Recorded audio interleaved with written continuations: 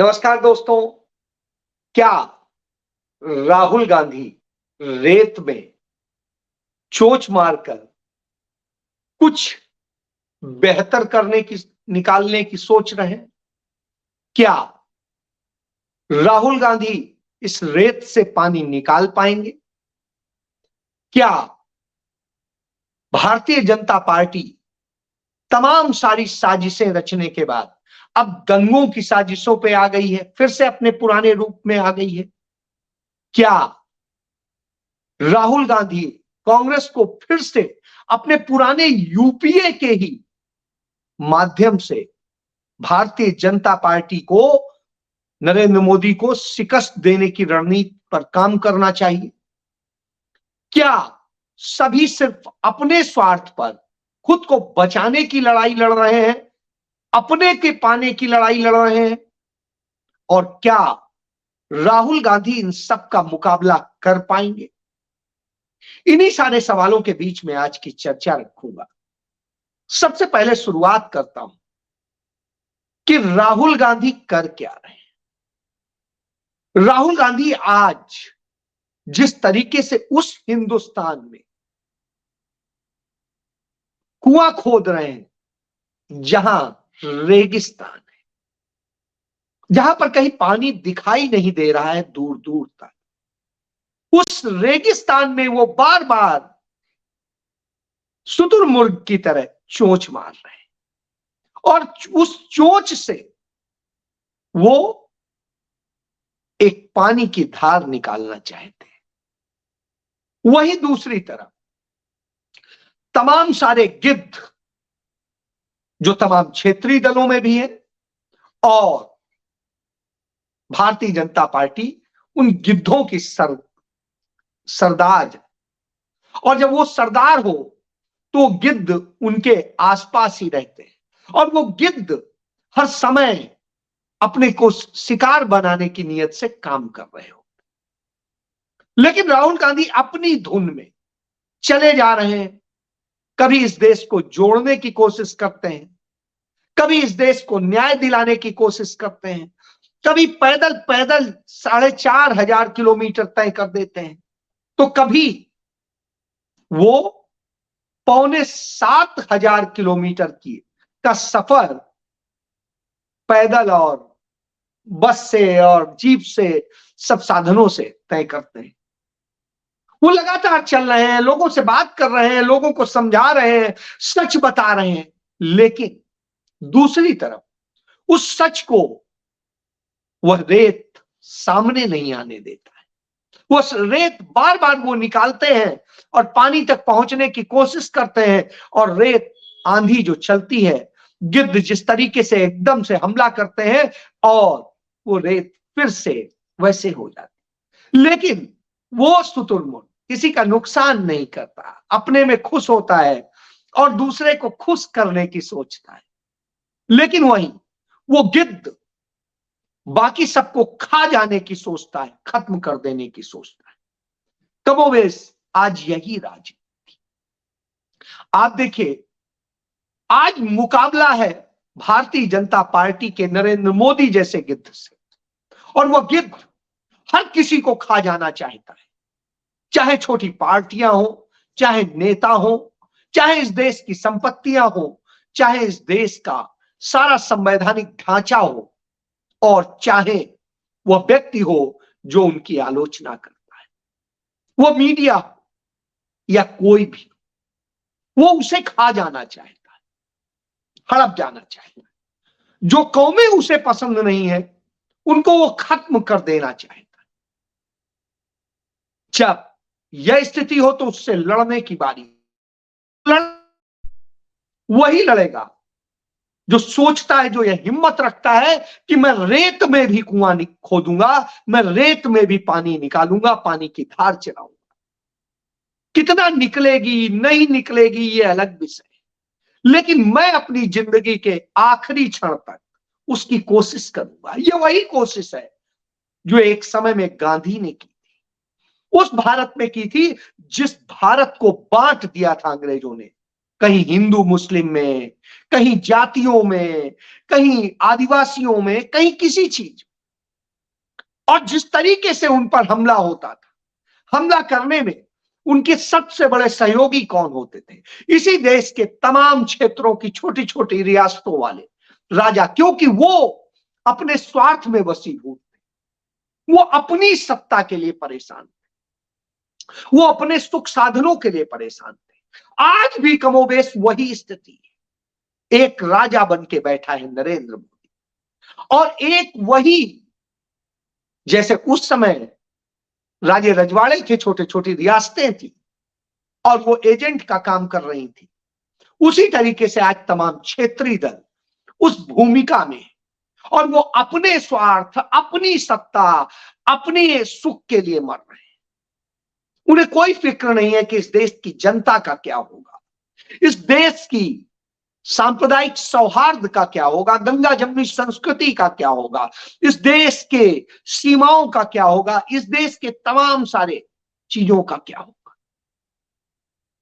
जब उन्हें इसकी फिक्र ना हो, बावजूद इसके वह गिद्ध राहुल गांधी के रूप में चला जा रहा है, लड़ रहा है उसी गांधी की तरीके से, कहीं पैदल, कहीं सड़क पर, कहीं किसी तरह से, कहीं गाड़ी से, और चलते हुए एक ही संदेश दे रहा है, सत्य का। यही संदेश दे रहा है कि असहयोग आंदोलन होगा लेकिन शांति से होगा, लड़ेंगे हम लेकिन नियमों में रहेंगे, क्योंकि ये देश तो हमारा है, इस देश के लोग भी हमारे हैं, भले ही कुछ लोग भटके हैं, उन्हें हम लाएंगे, समझाएंगे। आज जब यह स्थिति चल रही तो बिल्कुल साफ दिखाई देता है। आप समझिए, वह दिन आप देखिए और आज देखिए, आपको समझ आ जाए।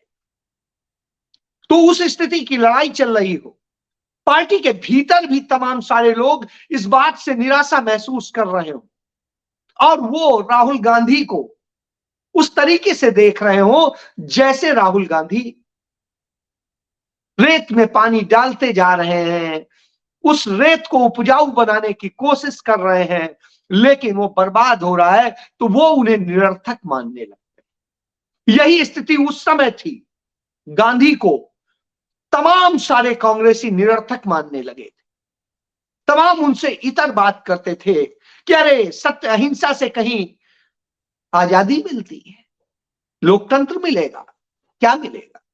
लेकिन नहीं, उससे मिला। पूरी दुनिया इस बात को उदाहरण देती है। दुनिया के इतिहास में आज गांधी को इसीलिए दर्ज किया जाता है क्योंकि उन्होंने इससे ही पाया।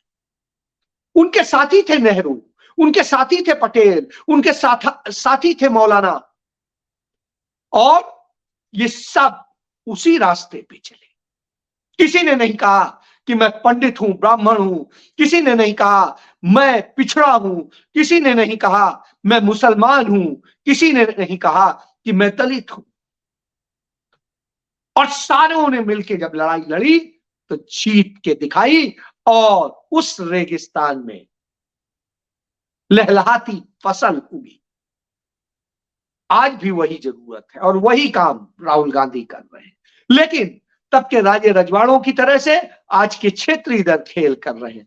क्या है, आप पश्चिम बंगाल में देख लीजिए, ममता बनर्जी को अपनी सत्ता, अपने लिए, अपने सुख, अपने भ्रष्टाचार से बचने के लिए, ईडी सीबीआई के डर से बचने के लिए लड़ने को तैयार नहीं, सिर्फ अपने स्वार्थ के लिए लड़ती दिखती है बस।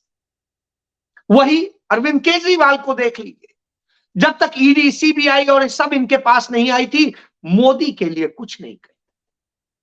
आज तब बोलते हैं, लेकिन जब लड़ने की बारी आती है तो उनके लिए मैदान साफ करने का काम करते हैं, उनके लिए माहौल बना देते हैं, और वह स्थिति है। इसके बाद तीसरा आप देखिए, जब आप देखेंगे कि जयंत चौधरी वैसे बहुत बोलते थे, मेरे निजी मित्र हैं, मैं इस बात को कहता हूं कि वो तमाम सारी बातें कहते थे, लेकिन जब वक्त आया लड़ने का तो सिर्फ चंद टुकड़े पाते ही राम दिखने लगे, अपने दादा दिखने लगे नरेंद्र मोदी। तो अब आप समझिए दादा दिखने लगे हो तब फिर तो अब कोई चीज ही नहीं है, कोई बात ही नहीं रह गई। यही स्थिति कमोबेश नीतीश कुमार में हुई। जो नीतीश कुमार कहते थे मरता मर जाऊंगा, भाजपा में नहीं जाऊंगा, चले गए, सब है। लेकिन राहुल गांधी ने हार नहीं मानी, वो फिर भी खड़े। कुछ और दल हैं जो अपने अपने ढंग से सीटें हम डिसाइड करेंगे, हम ये करेंगे, लड़ाई लड़ने की बात नहीं करते हैं। सत्ता चाहिए, सीटें चाहिए, हिस्सेदारी चाहिए। अरे हिस्सा लीजिएगा, पहले आइए तो, वह पानी निकालिए तो नहर निकालिए, फिर अपने खेत में भी काट लीजिएगा, दूसरे के में भी जाने दीजिएगा। तो यह स्थिति है। चलिए, जब ये हालात हो तो निश्चित रूप से इस देश की जनता को समझना होता है। भारतीय जनता पार्टी लेकिन इसके बावजूद इतना डरी हुई है, घबराई हुई है राहुल गांधी से, राहुल गांधी की भारत जोड़ो न्याय यात्रा से, कि वो तमाम तरह के प्रपंच करती है। वो 2014 में सरकार में आई थी, तब से लेके अब तक श्वेत पत्र नहीं लाई थी, अब श्वेत पत्र लाती है। और श्वेत पत्र का जिक्र करती है, चाहे 2G का हो, चाहे कॉमनवेल्थ का हो, चाहे कोयला का हो, चाहे रेल का हो, या जो भी हो, वो सारे मामले उसी के समय में ट्रायल हुए कोर्ट में, और सब में निर्दोष साबित किया गया उन लोगों जिन पर लांछन लगते थे। कांग्रेस सरकार का एक आदमी भी उसमें दोषी नहीं बताया गया। तब आप समझिए कि जब कोई दोषी नहीं तो अपराध हुआ कहां था। और जिसने आरोप लगाया था उसने जाके माफी मांग ली विनोद राय ने, कि नहीं हमने तो ऐसे ही एक असेसमेंट किया था, ये कोई फैक्चुअल नहीं था। अब आप समझिए, तो इतना बड़ा ढकोसला होता है। दूसरी तरफ कांग्रेस पार्टी जो ब्लैक पेपर लेके आती है, उसमें एक एक तथ्य बताती है कि कैसे बेरोजगारी, कैसे महंगाई, कैसे दूसरी चीजें, कैसे भारत की सरकार के 25 लाख करोड़ रुपए का जो है मुनाफा उन PSU से कमा लिया गया जो नेहरू ने बनाए थे, जिन्हें कहते हैं 70 साल में क्या किया। उन नेहरू के बनाए PSU से 24 दशमलव कुछ लाख करोड़ रुपया कमा लिया। और माफ किसका किया? उन कारपोरेट घरानों का, उन अदानी अंबानी का। किसान का माफ नहीं किया, जो किसान हर घंटे आत्महत्या कर रहा है। उस युवा को रोजगार नहीं दिया जिससे कहा था कि 20 करोड़ टोटल रोजगार देने चाहिए थे, हर साल 2 करोड़ के हिसाब से। उसको नहीं दिया, उसको उल्टा बेरोजगार बनाया। तो यह दशा की। और बेटियों की सुरक्षा की बात हुई थी, बहुत हुई बेटी पे मार, बेटी बचाओ बेटी पढ़ाओ, और स्थिति यह हुई कि बेटी के साथ बलात्कार करने वालों को संरक्षण दिया जाता है। रोज बरोज इस तरह की घटनाएं होती हैं, रोज बरोज हत्याएं हो रही हैं। आज ही की बताते हैं, अमरोहा में जिस तरीके से डबल इंजन की राम राज्य की सरकार अमरोहा में एक व्यापारी के घर घुस करके उसकी हत्या होती, उसकी बेटी की हत्या होती है। यह स्थिति है। ये एक जगह नहीं है, रोज बरोज होता है। कितनी घटनाएं गिनाई जाएंगी। सुलग रहा है, आदिवासियों पर अत्याचार हो रहा है, उनकी जमीनें छीनी जा रही हैं और चंद पूंजीपतियों को सौंपा जा रहा है। जब यह खेल चल रहे हो तो सवाल उठता है। और ऐसी स्थिति में भी उनको चैन नहीं है तो दंगे फसाद कराने का काम करते हैं। हल्द्वानी में जिस तरीके से मिस्टर मलिक के उस बाग के अंदर बने हुए उस दरगाह को तोड़ दिया गया, जिस तरीके से मस्जिद को तोड़ दिया गया, जिस तरीके से साजिश रची गई।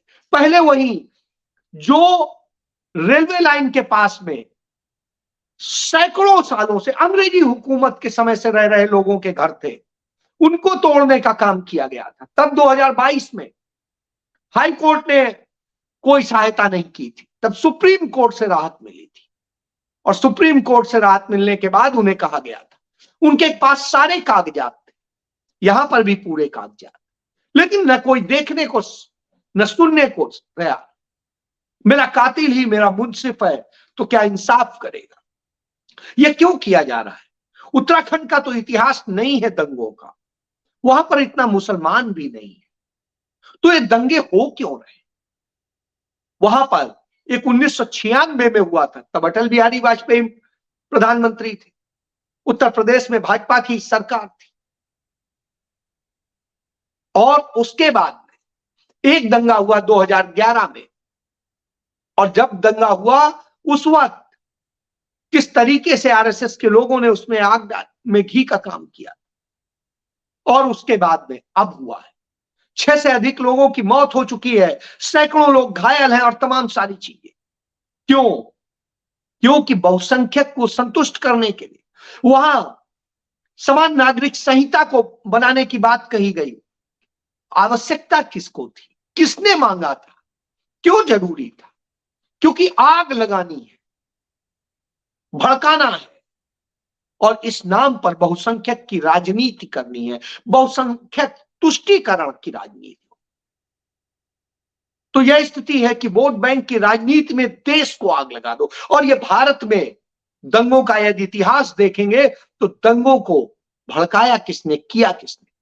1857 में एक होकर के हिंदू मुस्लिम लड़े थे, सिख भी थे, और सब ने मिल करके लड़ाई लड़ी थी अंग्रेजी हुकूमत के खिलाफ। हिल गई थी अंग्रेजी हुकूमत, कंपनी भाग गई थी, और ब्रिटिश सत्ता ने शासन संभाला, और क्राउन ने फिर अधिकार देने की बात की थी। लेकिन राजे रजवाड़ों ने, जो आज की क्षेत्रीय पार्टियां हैं जैसे, उन्होंने फिर धोखा किया, और उस कारण हम गुलाम रहे। उसके बाद में जब 1885 में कांग्रेस बनी, तो उसने फिर से एक बार गंगा जमुनी तहजीब को, संस्कृति को पालने की कोशिश की, आगे बढ़े, फिर उसमें फूट डालने का काम किया गया हिंदू महासभा, आरएसएस और मुस्लिम लीग के जरिए। किस तरह तोड़ने की कोशिश की गई? आप याद करिए 1921 में कैसे हिंदू मुस्लिम सिख ईसाई सब मिल करके लड़ रहे थे और अंग्रेजी हुकूमत को जवाब दे रहे थे।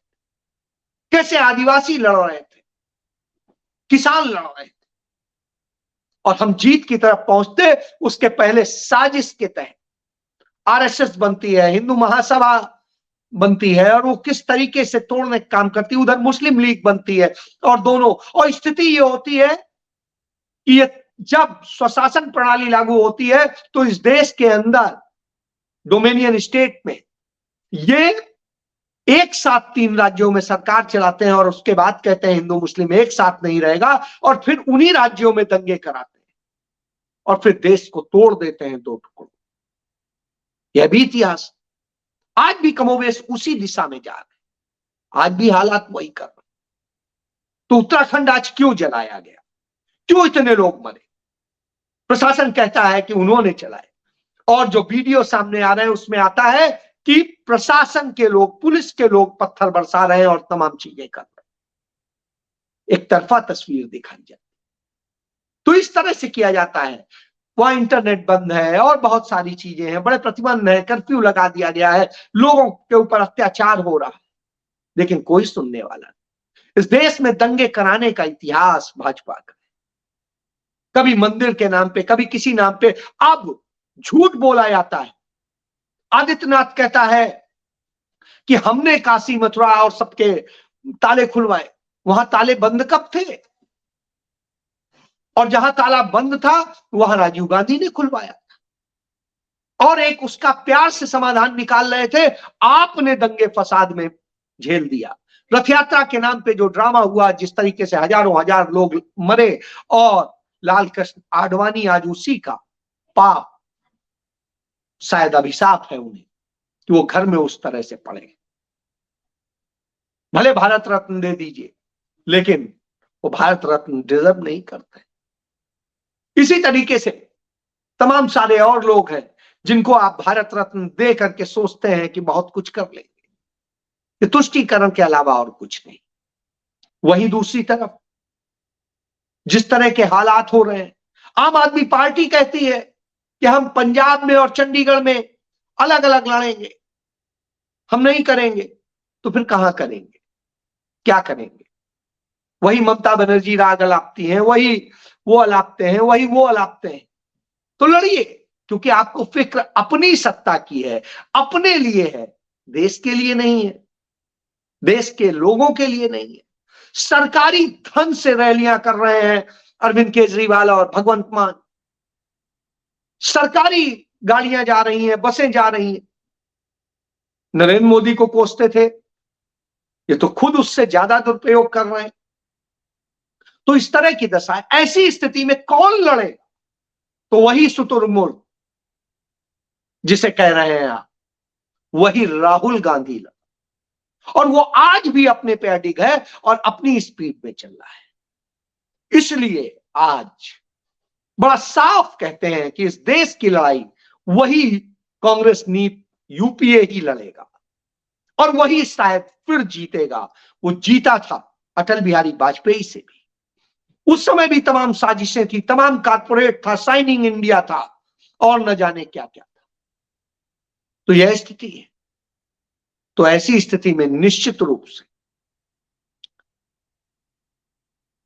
राहुल गांधी एक नई रोशनी दे रहे हैं। तो फैसला आपको करना है कि आपको इस शुतुरमुर्ग के साथ खड़ा होना है या उस गिद्ध के साथ खड़ा होना है जो आपको नोच के खाने को तैयार है, या गिद्ध की उस सेना से जो तमाम राजे रजवाड़ों की तरह से अपने क्षेत्रीय दलों के माध्यम से अपने को सिर्फ स्थापित करना चाहते हैं, अपनी सत्ता चाहते हैं, देश नहीं जुड़ने देना चाहते हैं, देश को न्याय नहीं देने देना चाहते। फैसला आपका है। जय